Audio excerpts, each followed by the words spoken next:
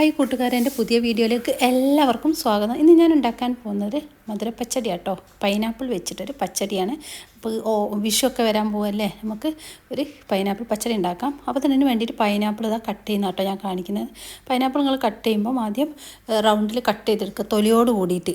എന്നിട്ട് നിങ്ങൾ തൊലി ഇങ്ങനെ ചെത്തി കളഞ്ഞാൽ നമുക്ക് പെട്ടെന്ന് പൈനാപ്പിൾ ചെത്തിയെടുക്കാൻ കഴിയും കേട്ടോ, ഈസി ആയിട്ട്. പിന്നെ അതായത് ഇതിൻ്റെ ആ ഭാഗമല്ലേ, വിഷുവിന ഭാഗം, അതിനെന്താ പറയുക അറിയില്ല, അതിൽ ആ കുത്തുന്ന ഭാഗമല്ലേ, അത് എടുക്കാൻ വേണ്ടിയിട്ട് ഈസിയാണ്. നമുക്ക് ഇങ്ങനെ കട്ട് ചെയ്ത് കളഞ്ഞാൽ മതി.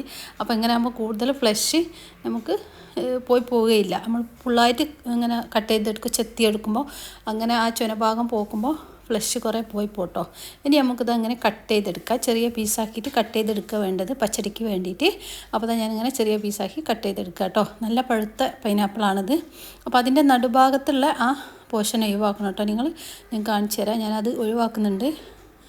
ഇതിങ്ങനെ കട്ട് ചെയ്തിട്ട് ഒഴിവാക്കണേ. നമ്മൾ ആ മുഖത്തെ ആ കുത്തുന്ന കണ്ണ് പോലത്തെ സംഭവം നമ്മൾ കട്ട് ചെയ്ത് മാറ്റണം കേട്ടോ.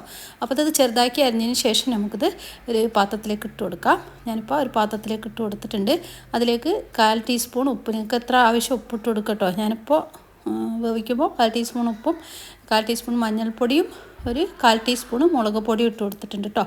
ഇനി ഇതിലേക്ക് ഒരു കപ്പ് വെള്ളം ഒഴിച്ച് കൊടുത്തിട്ട് ഇതൊന്ന് വേവിച്ചെടുക്കുക. ഒരു ഹാഫ് വേവാകുമ്പോൾ നമുക്കിതിലേക്ക് ഒരു ഇൻഗ്രീഡിയൻസ് കൂടി ചേർക്കാനുണ്ട് കേട്ടോ.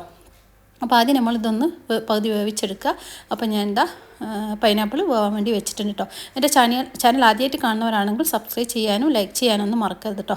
അപ്പോൾ നമ്മൾ പൈനാപ്പിൾ ഞാൻ അടുപ്പത്ത് വെച്ചിട്ടുണ്ട്. അതൊരു ഹാഫ് വേവായതിന് ശേഷം ഞാൻ അതിലേക്ക് ഇടുന്നത് നമ്മളെ മത്തങ്ങയാണ്. നല്ല മത്തങ്ങല്ലേ, മഞ്ഞ മത്തങ്ങ, അതാണ് ഇട്ട് കൊടുക്കുന്നത് കേട്ടോ. ഇതൊന്ന് ചെറുതാക്കി അരിഞ്ഞെടുക്കുക. ഇനി നമുക്കിത് ഒരു 1/4 കപ്പോ 1/2 കപ്പോ മതി കേട്ടോ. ഞാനിപ്പോൾ ഒരു കപ്പ് പൈനാപ്പിൾ എടുത്തിട്ടുണ്ട്, ഒരു 1/4 കപ്പോ 1/2 കപ്പോ ഇത് മത്തങ്ങ മതി കേട്ടോ. ഇനി നമുക്ക് പകുതി വെന്ത ആ പൈനാപ്പിളിലേക്ക് നമ്മൾ മത്തങ്ങ ഇട്ട് കൊടുത്തിട്ട് വേവിച്ചെടുക്കുക വേണ്ടത് കേട്ടോ. നന്നായിട്ട് വേവിച്ചെടുക്കുക. നിങ്ങൾക്ക് വേണമെങ്കിൽ കുക്കറിലിട്ട് വേവിച്ചെടുക്കുക കേട്ടോ, പെട്ടെന്ന് വെന്ത് കിട്ടും നമ്മളെ മത്തങ്ങ. അതുകൊണ്ട് മത്തങ്ങ ഞാൻ പകുതി വേവായതിന് ശേഷം ഇട്ട് കൊടുത്തത് അതാണ് കേട്ടോ. പൈനാപ്പിളിന് കുറച്ച് വേവുണ്ടാവും, അപ്പോൾ മത്തങ്ങ പെട്ടെന്ന് വെന്ത് കിട്ടും. അപ്പോൾ ഇനി ഇത് ഒരു 5-10 മിനിറ്റ് കൂടി ഒന്ന് വേവിച്ചെടുക്കുക. അപ്പോൾ നന്നായിട്ട് വെന്ത് കിട്ടും കേട്ടോ നമ്മളെ പൈനാപ്പിളും മത്തങ്ങയും. ഇനി നമുക്കിതിലേക്കുള്ള അരപ്പിന് വേണ്ടിയിട്ട് 1/2 കപ്പ് ഫ്രഷ് തേങ്ങയും 3 പച്ചമുളകും, ഒരു 1/2 ടീസ്പൂണ് കടുകും, ഒരു 1/2 ടീസ്പൂണ് നമ്മളെ ചെറിയ ജീരകവും എടുത്തിട്ടുണ്ട് കേട്ടോ. അപ്പോൾ അതിലേക്ക് തൈരും വേണം. അപ്പോൾ ഞാനിത് ആദ്യം ഇതൊക്കെ ഒന്ന് ഇട്ട് കൊടുത്തിട്ടുണ്ട് കേട്ടോ.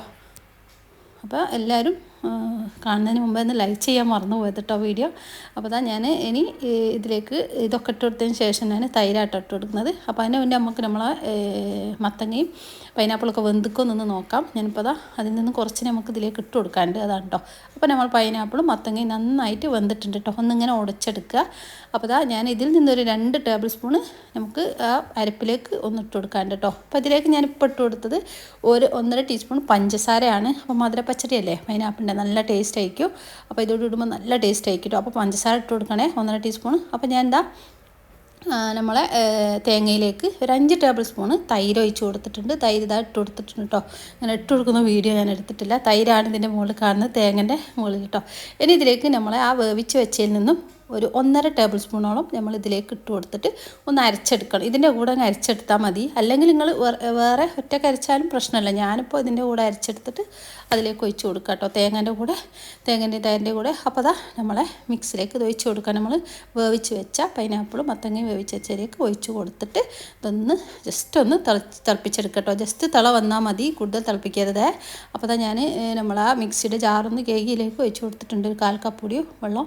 അപ്പോൾ കറക്റ്റ് നമ്മളെ നല്ല കട്ടിയായിട്ടുള്ളൊരു പച്ചടി കിട്ടും കേട്ടോ നമുക്ക്. അപ്പോൾ അതൊന്ന് ജസ്റ്റ് തിള വന്നാൽ മതി, തോനെ തിളപ്പിക്കരുത് കേട്ടോ. അപ്പോൾ അതിലേക്ക് നമുക്ക് വറവിട്ട് കൊടുക്കുക, കടുകൊക്കെ ഒന്ന് വറവിട്ട് കൊടുക്കുക. അതിലേക്ക് വെളിച്ചെണ്ണ തന്നെ നിങ്ങൾ യൂസ് ചെയ്യുക കേട്ടോ. നമ്മൾ എടുക്കുമ്പോൾ വെളിച്ചെണ്ണ തന്നെ എടുക്കുക, നല്ല ടേസ്റ്റാണ്. അപ്പോൾ ഇതിലേക്ക് ഞാനിപ്പോൾ കടുകിട്ട് കൊടുക്കും, കുറച്ച് വറ്റൽമുളകും കരിവേപ്പിലയാണ് കേട്ടോ വേണ്ടത്. അപ്പോൾ വെളിച്ചെണ്ണ ചൂടായതിന് ശേഷം കടുകിട്ട് കൊടുത്തിട്ടുണ്ട്. ഇനി ഒരു വറ്റൽമുളക് ഇട്ട് കൊടുത്തിട്ടോ, നല്ല എരിവുള്ള വറ്റൽമുളകാണ് എൻ്റെ കയ്യിലുള്ളത്, അതുകൊണ്ട് കേട്ടോ. അപ്പോൾ ഇതൊന്ന് നമുക്ക് താളിച്ചിട്ട് അതിലേക്ക് ഒഴിച്ച് കൊടുക്കുക. ഞാനൊരു തിള വന്നപ്പോൾ ഓഫാക്കി വെച്ചിട്ടുണ്ട് കേട്ടോ നമ്മുടെ പൈനാപ്പിളിൻ്റെ ഇത് പച്ചടി. അപ്പോൾ ഇനി ഇതതിലേക്ക് ഒഴിച്ച് കൊടുക്കുക. ഇനി പാത്രത്തിൽ സെർവ് ചെയ്യാൻ വേണ്ടി നമുക്ക് ഒന്നുമില്ല, ഒന്ന് ഇളക്കി മിക്സാക്കി എടുക്കട്ടെ. ഞാനിപ്പോൾ തീയൊക്കെ ഓഫാക്കിയിട്ടുണ്ട് കേട്ടോ. അപ്പോൾ അടിപൊളി ടേസ്റ്റ് ആയിട്ടുള്ളൊരു പൈനാപ്പിൾ പച്ചടിയാണ്. ഈ വിഷുവിന് നിങ്ങൾ തീർച്ചയായിട്ടും തയ്യാറാക്കി നോക്കുക. നമ്മൾ ചോറിൻ്റെ കൂടെ സാമ്പാറിൻ്റെ കൂടെയൊക്കെ കഴിക്കാൻ പറ്റിയ അടിപൊളി പച്ചടിയാണ്. അപ്പോൾ അതിന് ഡെക്കറേഷന് വേണ്ടിയിട്ട് ഞാൻ എന്തായാലും കുറച്ച് കറുത്ത മുന്തിരി ഇവിടെ ഉണ്ടായിരുന്നു. വയലറ്റ് മുന്തിരി ഇല്ല നമ്മളെ തിന്നുന്നത്, അത് ഡെക്കറേഷന് വേണ്ടിയിട്ട് ഒന്ന് വെച്ച് കൊടുത്തിട്ടുണ്ട് 3 അപ്പോൾ എല്ലാവരും ട്രൈ ചെയ്ത് നോക്കിയിട്ട് ഫീഡ്ബാക്കൊക്കെ അറിയിക്കുക, കമൻസൊക്കെ എഴുതി അറിയിക്കുക. എൻ്റെ മറ്റ് റെസിപ്പികളൊക്കെ ഒന്ന് കണ്ടുപോയിട്ട് സപ്പോർട്ട് ചെയ്യുക.